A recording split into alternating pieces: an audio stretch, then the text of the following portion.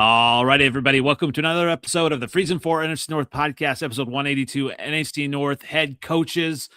We are only a couple weeks away from the draft, so we have to talk a little bit in preparation. Last week, we talked about the obviously the general managers, head coaches this week, and I am NFL Outdated. You can find me on YouTube, NFL Outdated, on Instagram, NFL Outdated, on TikTok at Freezin 4 pod, and hey, on Twitter X at NFL Outdated, and stoking the division discussion daily. We'll just say that.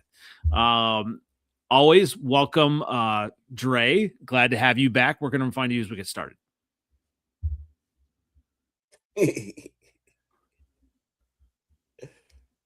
like the head coach listening.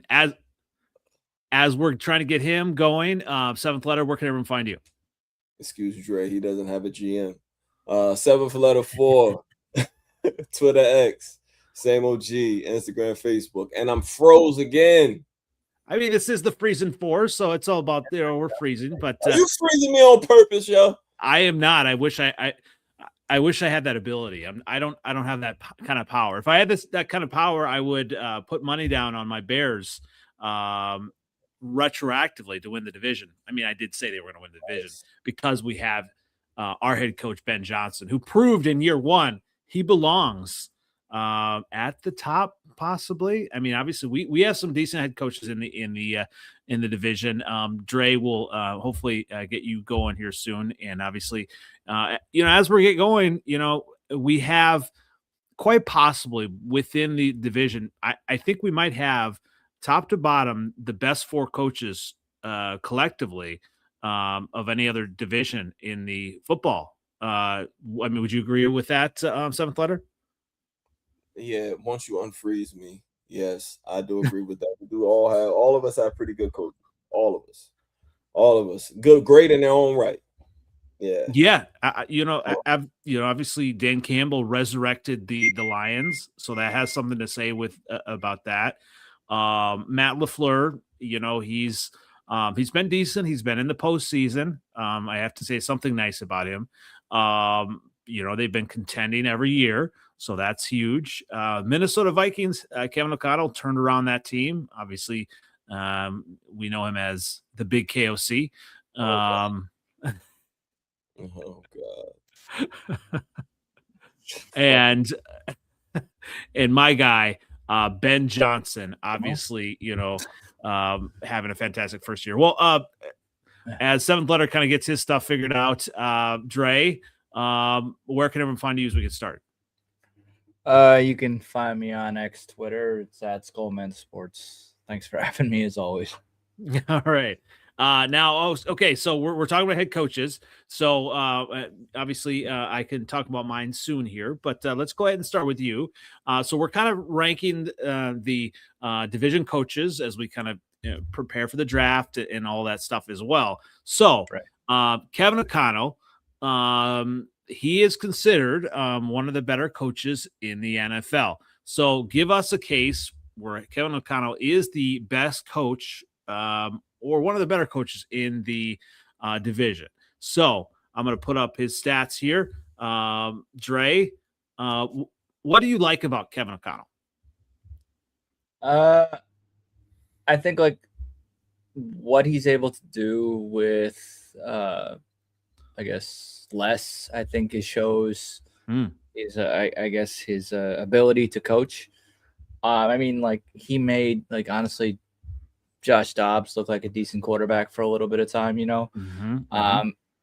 like that requires coaching. Yeah, they were able to figure it out. It wasn't like a great season, obviously, but I mean, like they still were able to play decently. I think that's something that, like, when things go bad, you kind of back against the wall. Like you need somebody to be obviously rile things in. All right, listen, we're going to still just go out and like work hard for these games and kind of play well. I think like that's why I like him. I also like his honesty about like, relative honesty. Obviously coaches give coaches speak all the time, so it's you give honesty about it, but it's also he's not the hard coaching in the sense like he, I guess, isn't going to really talk down to his players. He's not like afraid of like being like kind of like hard on them, but not in a disrespectful way, which is honestly looking back, like in the last run, like that was the problem with Mike Zimmer at the end, is that he was a little bit too brass. And I love Zimmer. I actually have like not as much problem given what had happened before him. Like that's what we needed at the time, and he was a great coach too. So I like him a lot, and I think like it shows we have played well. Yeah, postseason isn't great. Obviously want more than that, but given everything surrounding it, I mean, like with the it's his fourth season. So I mean, like, and 2 of those seasons were like, including last year, was the like we're not sure what we're doing. Like one season, like we lose Kirk Cousins basically at week 7 or something to the Achilles, and we don't really have much of a backup at that point. Basically, kind of similar what happened like this past year, and it's kind of like up and down. Like we're not sure, but like that's not a terrible record. I mean, obviously he's on kind of a little bit of a warm seat, if anything, this year, but. I think that, I like him a lot as a head coach. I think, and honestly, again, with what he's able to do when his back is up against the wall, he's really good. And then,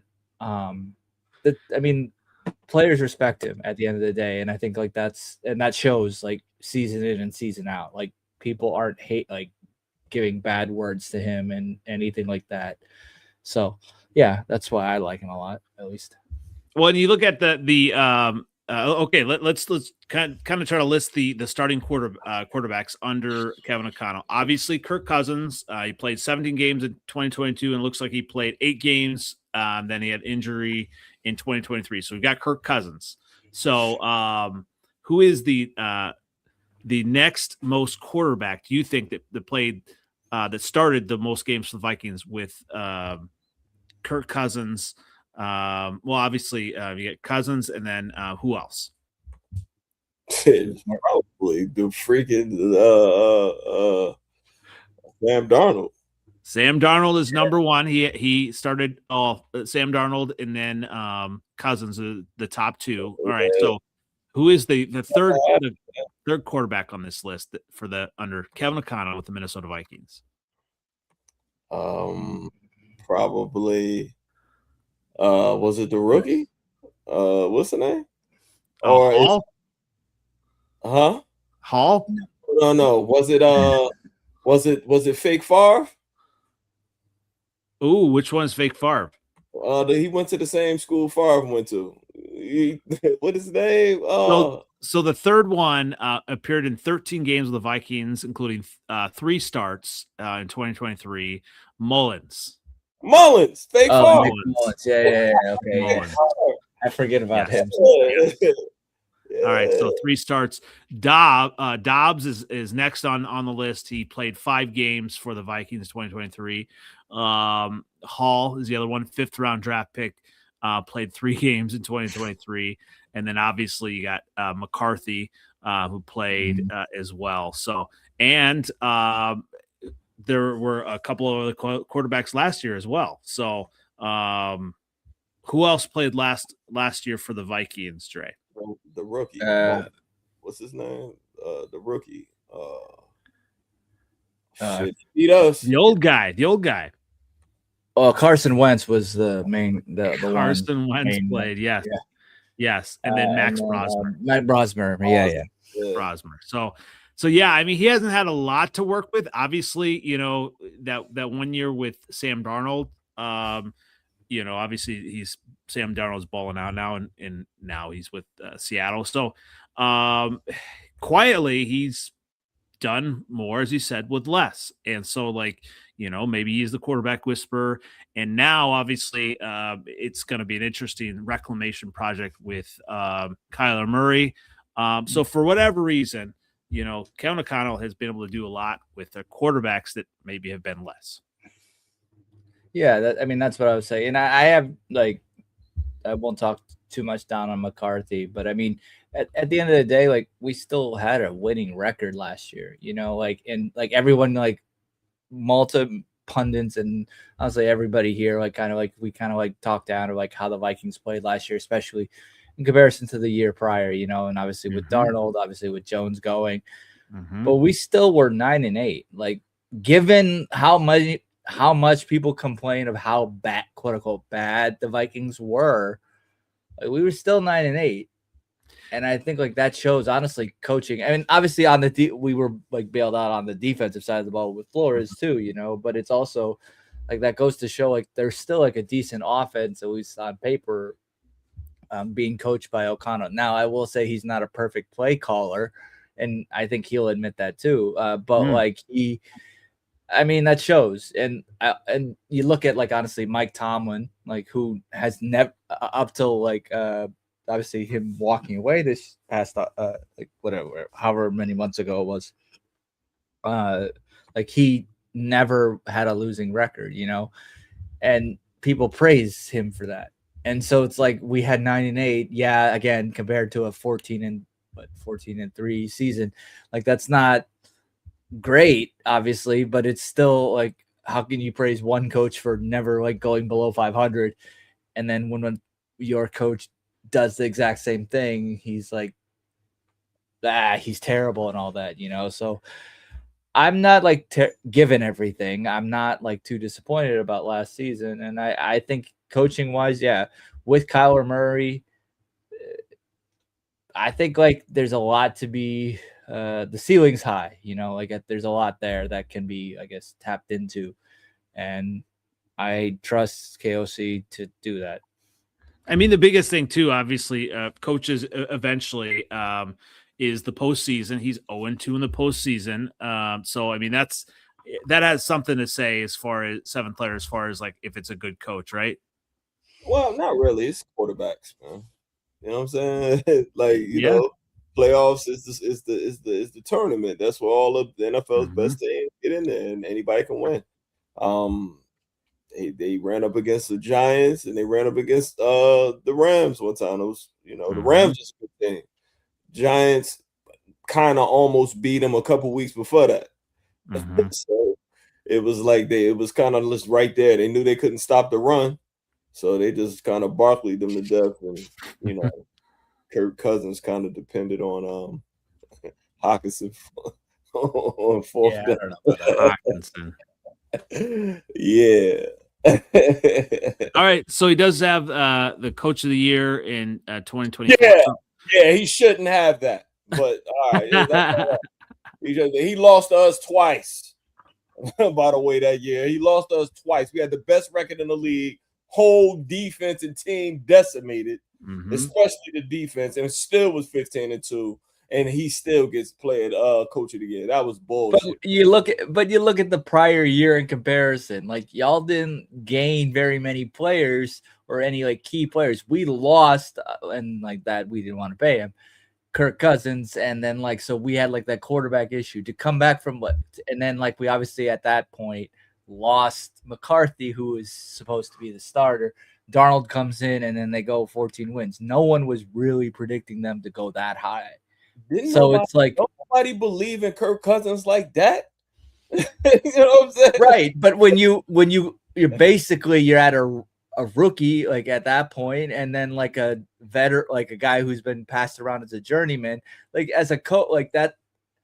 Whereas what you guys had the prior year going into 2023, 2022 versus 2023, you didn't have that much of changes. Aside from little things. Except for we won 4 more games. You know what I'm saying? 4 more games.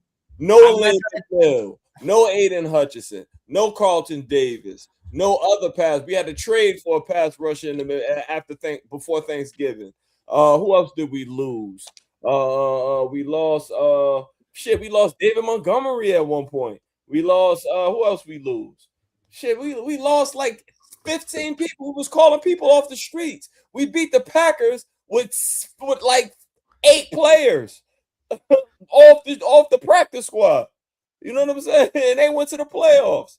All right, so let's get to your coach then as well. Obviously, you're talking up a good old Dan Campbell. And here is his coaching resume.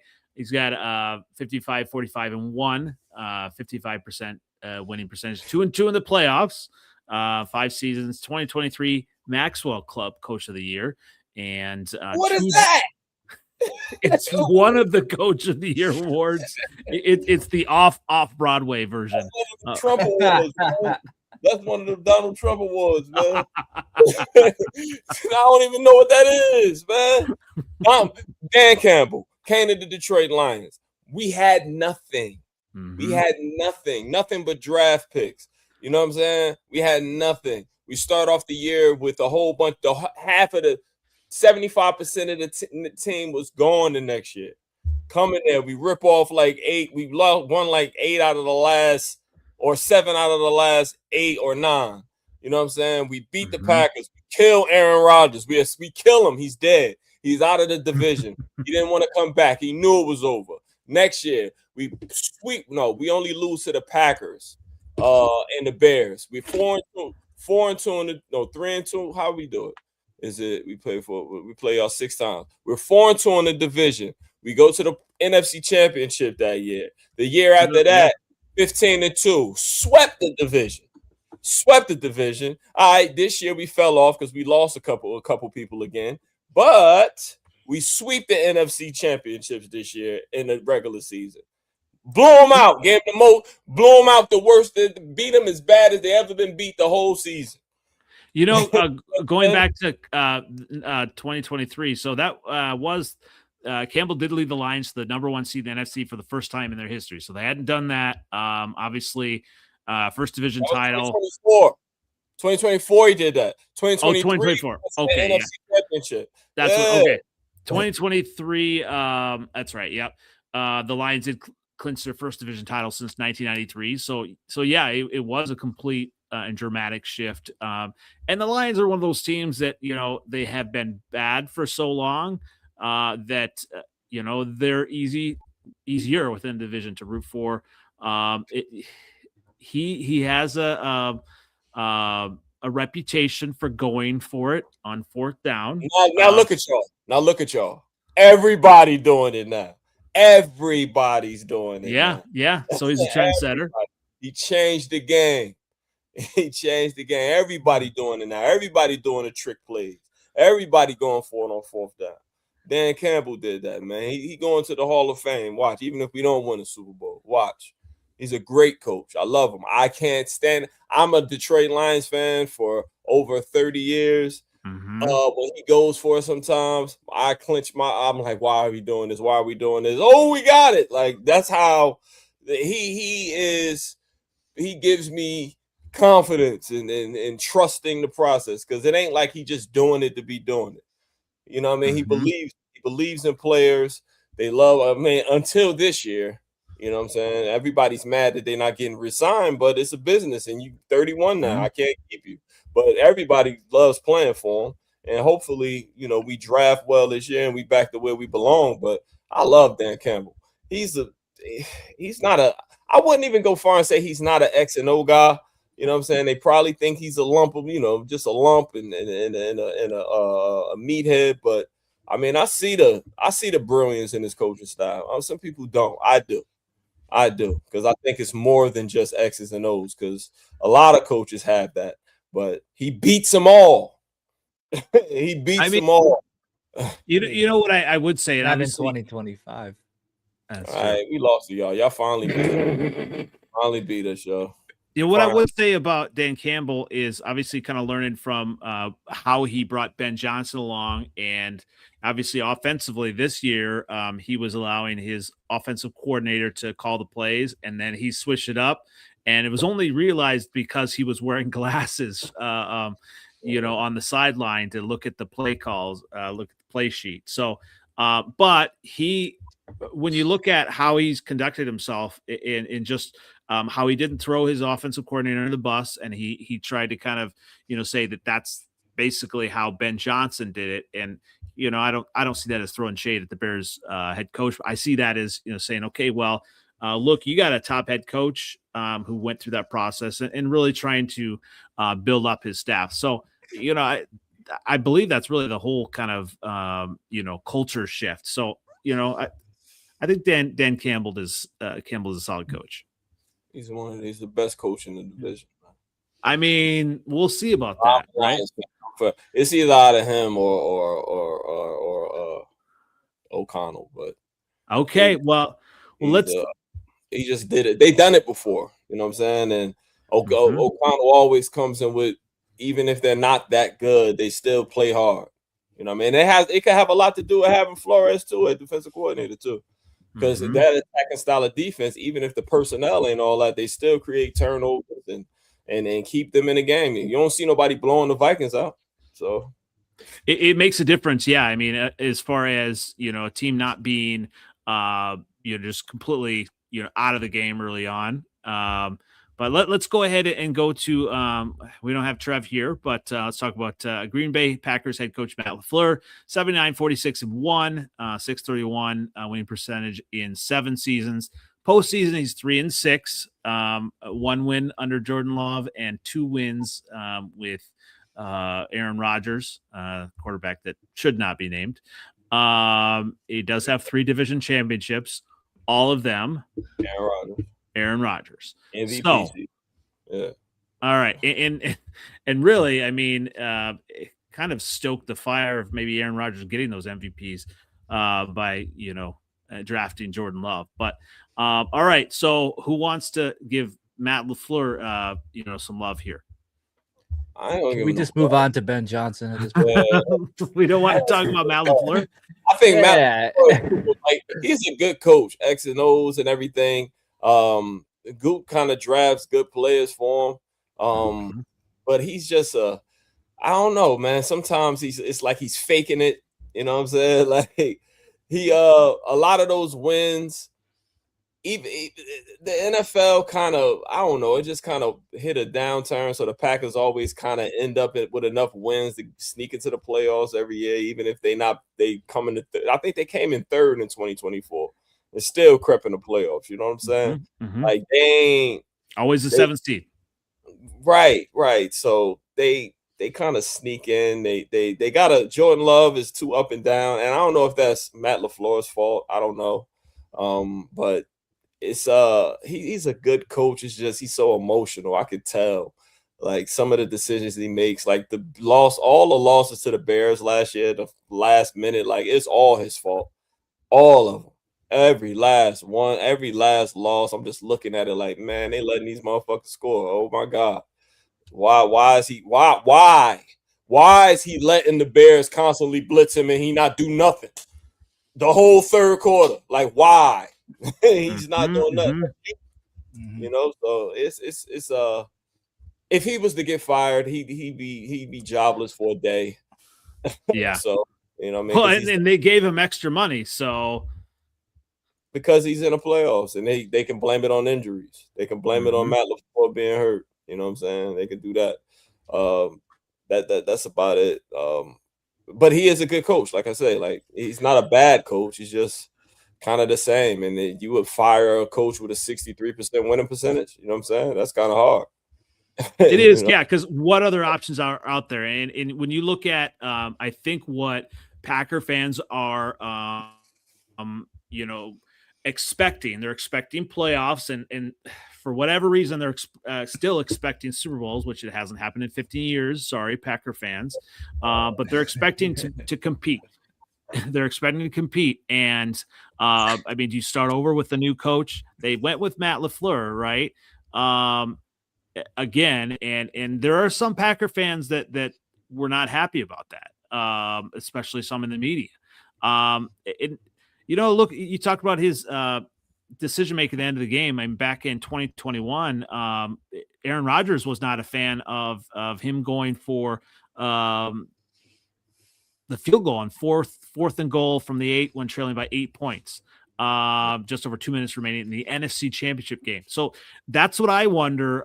Does he have that killer instinct that you need that as a coach. You need that as a quarterback. Does he have that? And that's why I continue to question on Twitter online, does Jordan Love have that? This Jordan Love, Matt LaFleur pairing, it's the 7th seed. So obviously they've been in the playoffs. But, I mean, even just how he dealt with the whole handshake incident, right? Come on. Well, I mean, it's they ain't, I guess it's a decorum, respect thing, and Ben Johnson talking how he talking, and I guess he was kind of rubbed the wrong way. I guess he was kind of taken back by it, like, what the fuck would I do? You the Packers, that's what you did. Yeah, that's what you want. Like, I get it as a fan, but I guess there's a certain decorum. I think that is expected when you're a leader of a franchise, and there's power in that. You know what I'm saying? It's power. Like, the fans would be a little bit more rough on you. Like, it's already fuck the Packers everywhere you go, but shit, you come to Chicago now, like you got some crazy people out there. This kind of this a tough time in this country, man. It's lit. It's boiling, and it might boil over at a football game. You don't want that. So yes and no, but I think that's what I mean. When you talk about sports, I mean, we talk about sports regularly here, but it's almost a distraction from that, right? And I think if you can galvanize a city in this rivalry, I mean, as a Bears fan, that's why I was happy about that, and that's why I think, quite frankly, a lot of Packer fans maybe have questions about LaFleur, because like he it's a lot of coach speak, it's a lot of like just not really like saying a lot, kind of excuses. What I like about Ben Johnson, and we can shift to Ben Johnson here. What I like about Ben Johnson is he has accountability for himself, for his players. He's not obviously the DJ Moore last play for the Rams, and DJ Moore not maybe being in the right spot for that. Ben Johnson didn't, he took it on himself, right? Yeah, and I think that's what you want as coach. Dan Campbell has done that. He's taken it on himself. And I think when you listen to Matt LaFleur talk, I don't hear that. And that surprises me. I think you want. I hear him do it to a lot. He do it to the defense a lot, because this is a lot of times where the Packers do get bullied on defense a lot. So I think it'd be like, yo, man, we got to man up, you know what I'm saying, and make better decisions. Then you got the Quay Walker who will bug out and get a stupid penalty and stuff. So it's a bit warranted. Like, I imagine if we did something undisciplined, he'd say something like when Jameson Williams does it. He says, yo, we got to be better than that, and stuff like that, It's a way to go about it. But like I say, he's an emotional coach, you know what I'm saying? Like, he's a little bit of a, a lot of bitch assness comes from over there, So it's a different guy. Everybody different. Like, I might be a little bit more of a thinker when it comes to testosterone filled situations, because I kind of know, like, I'm comfortable in my masculinity, and I can, all right, you got it, brother. You know what I'm saying? Like, I'm comfortable with the fact that I will assail you, and you lucky I'm not assailing you right now. So I'm gonna let you walk and let you get that little win. Now it's gonna eat me up inside because I let you walk away. And I think that's how Dan Campbell do it. He know he big. He know can't nobody do nothing to him. So he just, all right, yo, I'm gonna talk to him when I talk to him, man to man or whatever. Just like he said about Taylor Decker. Like, I'll talk to him. We're gonna talk like men, though.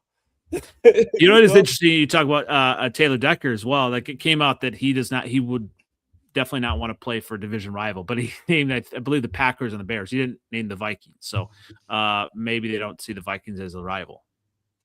Nah, it ain't that. He just better not go over there. If he go over there, he know what it's gonna be.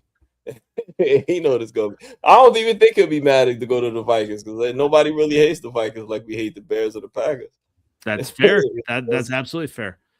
But like, we hate the Bears because Ben went over there. Here we go. Speaking of, that's great transition. So head coach Ben Johnson in his first year, 12-7 overall, 632 winning percentage, which by percentage is the best in the NFC North, 632, just barely over Matt LaFleur at 631, winning percentage, postseason 1-1, one division championship. So he is batting 1,000 for his division championships. Obviously I say this tongue in cheek. I love Ben Johnson. I love his trajectory. I go back and forth all the time with Packer fans, and this is their only defense right now. It's like one lucky season, one season, then back to the cellar. Now, who knows what the record's going to be? We'll see. The draft is coming up, and then the schedule is coming up. I think that's going to be important to all look at. But Ben Johnson, as a Bears head coach, has done something that no other head coach has done since maybe even Ditka, and then Ditka got too big for his britches, had too big, all that stuff. But he has just created a culture of accountability, of excitement, of having that edge. And I think, and he probably learned a lot of that from Dan Campbell, and that's what you need to turn a culture around that's used to getting bullied, and to now become the bully, and become the team that believes in their coach, believes in their quarterback, and just all the way down the line. And I think because that story came out from Kevin Byard about how he was doing the good, better, best in training camp, and they were all like, "What's this guy doing? This is really weird." But then obviously when they started winning, then it became like it was cool. Yeah, I love it now because I'm winning. I never won before, so yeah, it's nice. It's nice, right? Oh yeah. I mean, and that's the thing. Yeah, like a DJ Moore who never won before. Now we shipped him out, but I think he's going to win with Buffalo. But when you look at coaches up and coming, it's hard not to put Ben Johnson up there. I do understand, kind of even looking at some of the playoffs and some of the games that we lost. He did make some rookie head coach mistakes, and he was not afraid to admit that as well. That just making sure to put Caleb in the best position to succeed, and some of the play calls obviously in the Rams game as well. So what are your thoughts on this? Who wants to go first? I guess I'll start. I mean, I think Ben, I do think, it's hard to really judge somebody on one season and just say like it really is hard, like objectively speaking. He could be great. I'm not trying to say he's not a great coach. So the only thing that I see, one thing I do like about him is that you see certain the post game stuff, how energized they get. And that does bring a lot of energy into a locker room. And I do appreciate that. I think Dan Campbell does the same thing. I think obviously KOC does. And this just maybe what I see on social media, the algorithm, whatever, but I never really see anything from Matt LaFleur, about doing things like that, or just getting really animated and just like a guy in the locker room, hyping his guys up for wins and stuff, and so he had a great season. I'm not trying to take that away from him. He did do obviously in Detroit, he was a good offensive coordinator there. So he has had success. I'm intrigued to see what happens this next season. And then I'll be able to defend him a lot better, but I mean, I do like him. I do like that energy that he brings. And yeah, I mean, he obviously he was able to change y'all from basically the bottom to the top, I mean, that is a big turnaround, so I think that's definitely a lot of praise to say. Whereas the Packers kind of have remained in the same area for the past, I don't know, since Aaron Rodgers pretty much. Well, yeah, I mean, you look at going to the games that are important, right? And as a Bears fan, going into some of those Packer games, I was just like, okay, it's going to happen again. And then obviously the first one, Caleb drove the Bears down, and that's a game that we have to have as Chicago Bears fans. The Packers have dominated us for so long, and Caleb Williams drove us down. And then that interception, and it's kind of like, okay, again with these Green Bay Packers. All right. But that's the thing. Then, Ben had Caleb continuing to grow throughout the whole season. And when you look at Caleb's rookie season to the second season, obviously, offensive line is important, but Caleb did, cut down on his sacks. And that has to do with the coach, that has to do with them being prepared in training camp, all those things. And then we got to the second Packer game. Obviously, a lot of things had to happen, but the Bears proved that they were able to continue to win those close games and come back, whereas an Eberflus coach team would have never done that. So just kind of like as a fan and as players, they started to believe. And when you have a coach that you can believe in, that's going to go for the jugular, the killer instinct, I mean, that's huge. And then even like looking back to the playoff game, I mean, the Bears were down 21-3 at halftime. I mean, as a fan, I was like, well, great. Again, and then they started scoring points. I'm like, well, at least it's going to be close. And then you start to believe. And when you look at that whole culture change of winning, of like, woe is me, to changing it to we're going to win this game, that's huge. And obviously the Lions had that with Dan Campbell.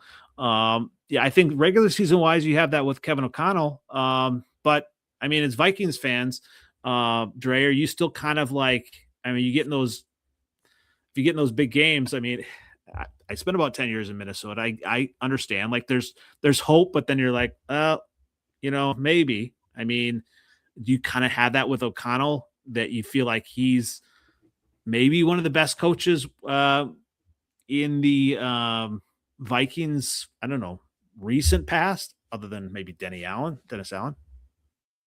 I mean, like, he's like the most winningest coach that we've had, like, I think since Dennis Green, if not more than Dennis Green, I mean, I think, yeah. So, I mean, arguably, yeah, obviously Dennis Green had a little bit more success, like in the playoffs and stuff. But we're like, I forget offhand how many years Green had as a head coach. He also had Randy Moss. I mean, yeah, O'Connell has Jefferson, but I will still say this, at least at this point in their career, like Randy Moss is obviously he's known as the freak, like he's a completely anomaly when it comes to receivers. So I love Jefferson too, don't get me wrong, but like it's a very different style of game. Dennis Green from 92 to 2001 had 97 regular season wins for division titles. So obviously, so like basically like it's like 10 years, so arguably double. So it's like O'Connell, even if he keeps the same trajectory, like of double, like he's not even good at, he won't even get to 90. So I mean, like arguably Denny Green is better, but again, 4 years versus what Denny Green had, it's really hard to really compare them that much, but it's just like relatively, yeah, like O'Connell has like done a lot. He has gotten us a lot of wins, but this league is no longer about longevity. It's about how quickly can you win, which like I think is detrimental to the entire NFL, but that's a whole different rant. But generally, I would say, yeah, I like him. Like I say, he's one of the better coaches that we've had, probably top 5 if I had to really think about it. But yeah, like I have confidence in him just because of what he has done. Having said that,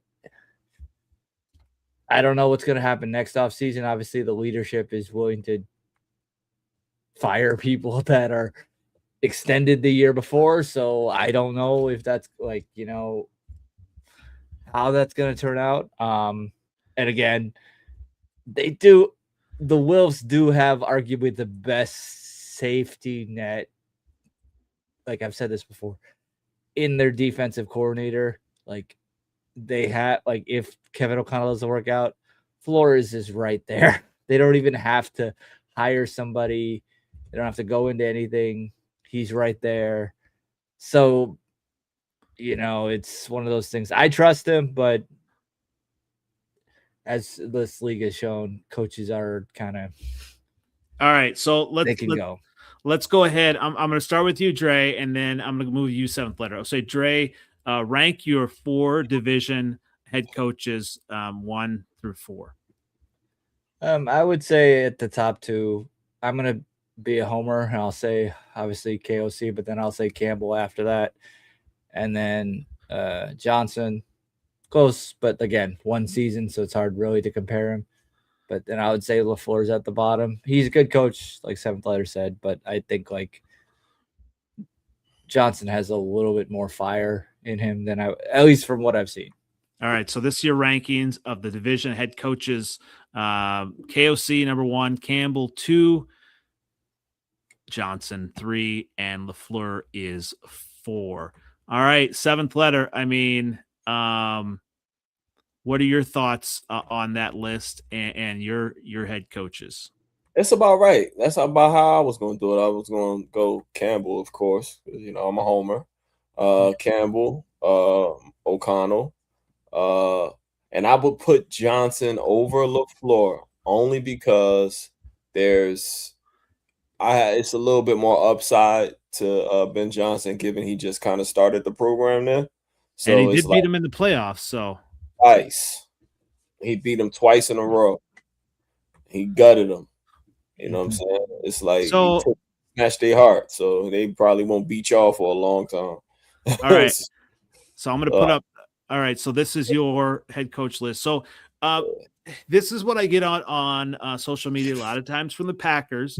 Obviously, you know, you just said, you know, LaFleur, the last worst in the division. I mean, obviously they're all good coaches. Well, not worse. See, but when I say that, it's like I like the only reason why I put Johnson before him because it's I kind of expect more from y'all this year. Y'all gonna play better teams this year, so his profile gonna go up. It's a lot of learning in that. So there's gonna be some games I lose, but it's gonna be some learning that's done with that young team you got. LaFleur, you kind of know what you're gonna get.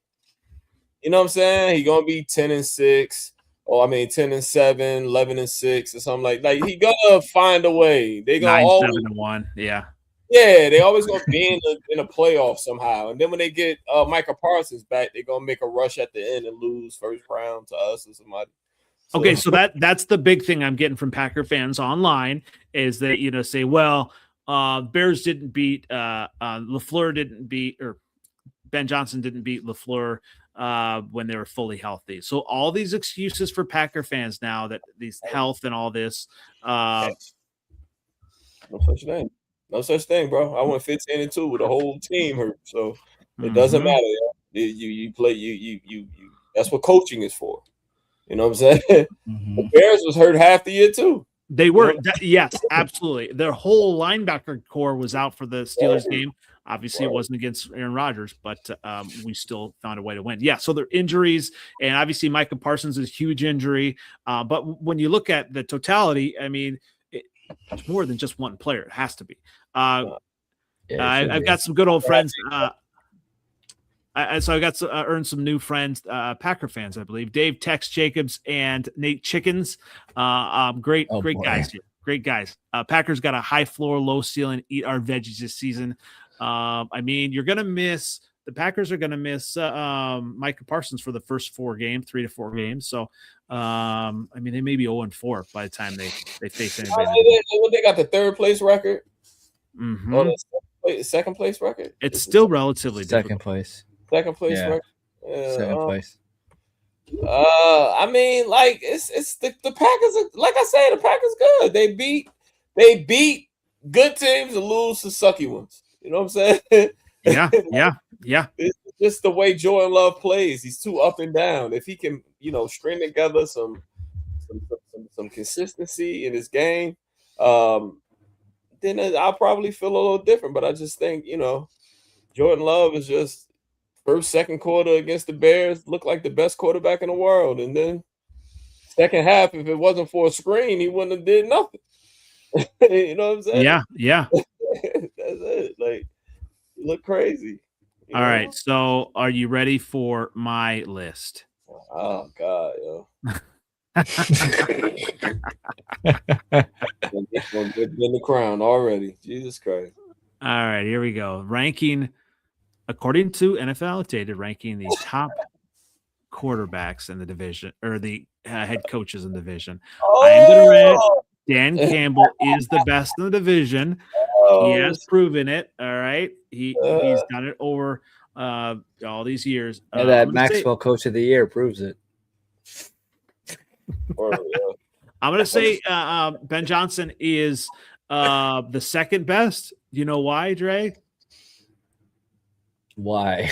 He's got a playoff win. There you go. And KOC does not have one. Okay. But obviously KOC is a solid coach, and LaFleur as well. But anytime we can have a Packer coach or player at the bottom of the list, I am good with this as well. So, and obviously, shout out to Dave Tex Jacobs. Obviously, we have some fun on Twitter as well. So, just a new friend, which is good.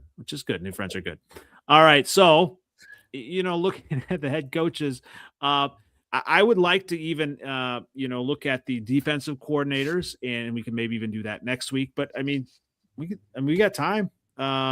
Defensive coordinators. When you look at it, I mean, I don't have all the stats. Who? Yeah, who's 2, 3? Who's 2, 3, 4? Like that's all. That's true. This is not a debate. Okay. Who's 2, 3, 4? That's what we're saying here. That's true. Okay. All right. So, you're saying the defensive coordinators in the division. You're saying number one is, go ahead and say his name, Brian Flores. It's 100% clear. All right. So Flores is number one. Who do we have for defensive coordinators next on the list? Go ahead and give your case for your guy, Sunflatter. You can juggle the last three. You can do whatever you want with them. They all ass. You could juggle all of them if you want. It's funny. I didn't even know who the Lions defensive coordinator was this year, and I am just learning that Calvin Shepard is the Lions defensive coordinator. So what? He started off good, and then it got ugly after a while. Like, this motherfucker can't stop the run. Like, he did stop running quarterbacks, though. I like that. I hate them running quarterbacks. We look good against running mobile quarterbacks this year. But, man, he can't stop the run. I don't like that. You can't win if you can't stop the run. It's over. It's over. Well, and he's only had a year under his belt. So, so this is obviously the Packers. They've got Jonathan Gannon now. He was a head coach. I think record-wise, he has a better relative record. I think. He was the defensive coordinator for the Super Bowl winning Eagles. It don't matter who the Packers defensive coordinator is. They still soft. They can put anybody there. They they still gonna be soft. They defense soft. It's been soft for 20 years now. It was soft before. It was soft with the other guy. It was soft with the one that went to Miami. Soft. They soft, yo. Michael Parsons made them feel a little tough, but then they go out there and lose to the freaking Browns. They just bully them again. So they soft. How you going to a game and your coach like, we not punting? Soft. I don't talk to somebody like that. Oh, you ain't gonna punt? Who the fuck you talking to? Ain't gonna go to the game like we ain't punting. That's how soft the Packers is. I thought we were talking about defensive coordinators, not Caleb. Yeah. The Packers defensive coordinator. Yeah, we ain't punting. That's what he said. It's on the quarterback 2024. We not punting today. So 4 downs all the way down the field. All right. So, obviously, the Packers have a new defensive coordinator. So he was a head coach. Who knows? I have to, as a Bears fan, I have to put Dennis Allen number 2. So Flores, yes, unquestionably, Brian Flores is the best defensive coordinator in the NFC North. Okay. We all agree on that. I am putting Dennis Allen as number 2. Here's why. Turnovers, absolutely. So in stats, the Bears didn't look all that good. They ranked 23rd in points allowed per game. So, but turnovers and when you look at injuries, the Bears had a lot of injuries as well. On defense, I'll get I'll let you go ahead and make a comment on that. Dennis Allen as the second best defensive coordinator, and I'm going to come up with the. I guess. I mean, it's a low bar. The tallest midget. You know what I mean? The tallest midget. Sorry, little people. But that's it. Let's stop talking about Kyler Murray. Okay. You can interchange everyone. You know what I'm saying? You definitely could. You could because sometimes Calvin Shepard against the Ravens, he looked great.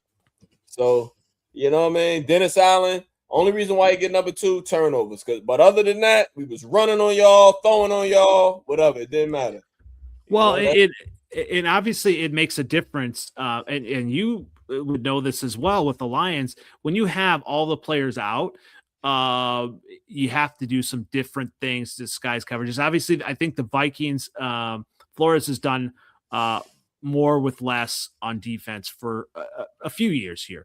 And obviously you had a fantastic defensive coordinator, not 2025, but 2024 seventh letter that did more with less when you had all the injuries. Yeah, all he did was just blitz safety. And we're talking about Aaron Glenn, right? Yeah. He just blitz safeties a lot. I wanted him going to after what he did to us against the Washington Redskins. Both of them motherfuckers just wanted to leave and coach, be head coaches. So fuck both of them. Well, obviously, and hopefully it works out for him. No one really, I think, wants to go to the Jets, but obviously it's kind of a homecoming for him, and it's hard to pass up a head coaching position. He fell asleep at the combine. Like, oh man, yo, come on, man. He fell asleep at the combine.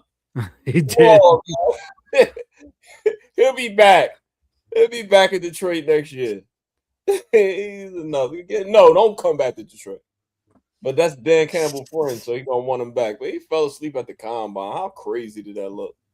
That made me mad. Like, oh god, yeah, they're gonna fire his goofy ass. Watch. Yeah, I mean, so obviously the Bears had Dio Odengba, Grady Jarrett, Andrew Billings, people that yeah, I mean, there was versus Steelers, most of their linebacking crew was out, and we had Nashawn Wright in the secondary, making plays, and Dennis Allen helped him get paid.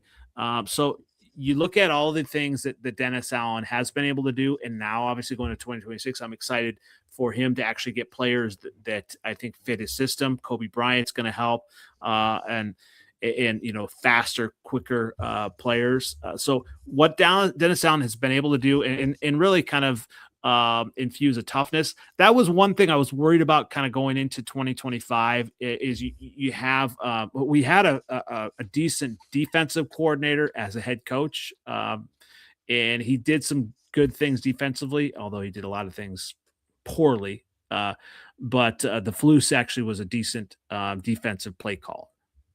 Oh, okay. All right, cool. But Dennis Allen, I think, is up there. So you said the best of the worst for the rest of the division. That's it. Oh, here we go. We can argue everyone. All right, here's a fantastic question from Drew. Tex. Who do we got? A motivated Dio Odengba to really emerge on the scene, or Reggie White? I mean, it's really heavily weighted on the motivated Dio. He's motivated now that he's back. Where is he? Where is he now? Well, he was hurt last year, so that was probably one of the most maligned free agent pickups. They spent a lot of money on him, and then he got hurt, and so yeah. So he's. I'm gonna go Reggie White. I would go Reggie White too. But tell you what, I mean, man, you look at this defensive coordinator. We have to really do something. Obviously, I think Brian Flores is a solid defensive coordinator. He got paid to do so, and I don't know, maybe he takes over if KOC doesn't do well this year. Drew. Nah, they never gonna. It'd be stupid. KOC's good enough. He'll be all right. He's not going nowhere. He's not going nowhere. He's a good coach. I mean, he had no quarterback.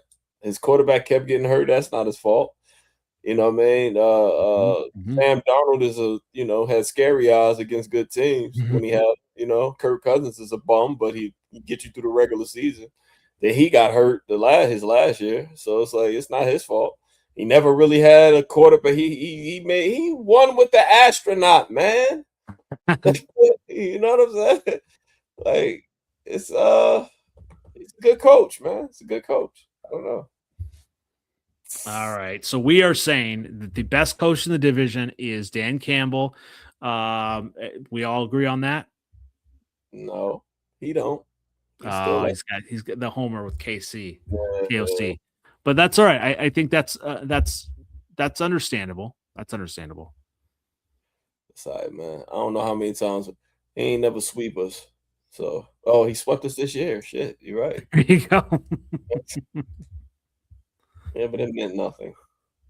Well, I'll tell you what. Obviously the draft is coming up in a couple weeks, and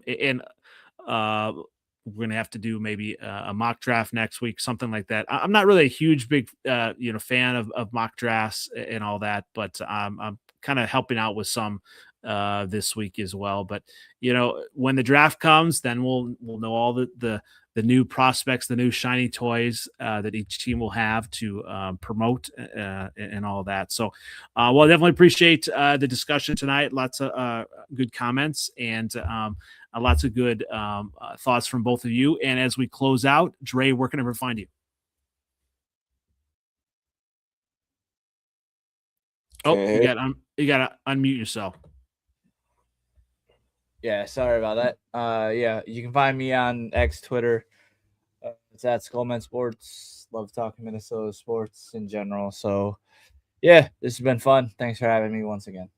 And we definitely will have a Packer next week, whether it's Trev back, but we also will have good old Average Cheese will be back next week. He was on date night tonight, so he was not able to come, but we got him scheduled for next week. So we will have a Packer person next week for sure, if not two.